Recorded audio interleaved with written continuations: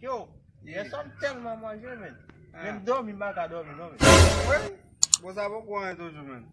Sa mal dormi men. Mwen mpren madam ou men. Bal tout pos baton. Yo,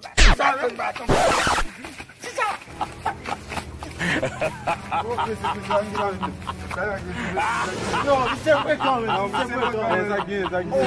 Sa men pou rev men. Mal koupe madam misye men.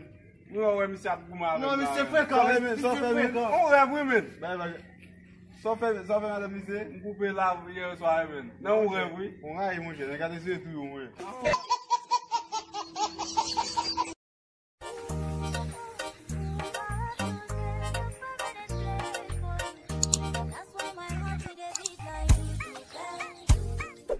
Yo, again men. Sa pase men nou koun ya men. Non, pase tet blat nan men. Koun ya eti boujwa mi moun chè, mbaka krepe bolare men. Sa fè sa men. Bon gen nan bolet men, fè $20,000 men. A moun chè, ou kaze min nou men. Nap separe men. Separe men. Dem ta vizante, dem bay kop. A moun chè, ou ka separe moun chè, ba moun chè, ba mwen so gen men. A, pwede se te bam gati mwen fish la fwe. Se wati. Se ba men mwen fisya men. Ok nan men. Jezi mouri. Mwen te kan pil la ajan, mwen nan mod lan. Mwen jan eti wè. Yo, A gen la men.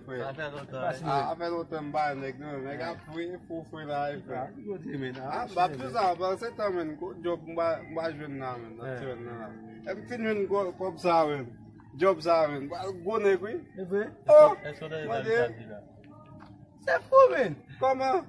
Ton dem te de nek debi yo gen la ajan, yo vin gro, yo vin gra.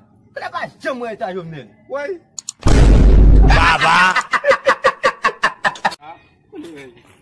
Se men. Pwede se ta mabdou sa men. Goun pe yavan chagoun ya.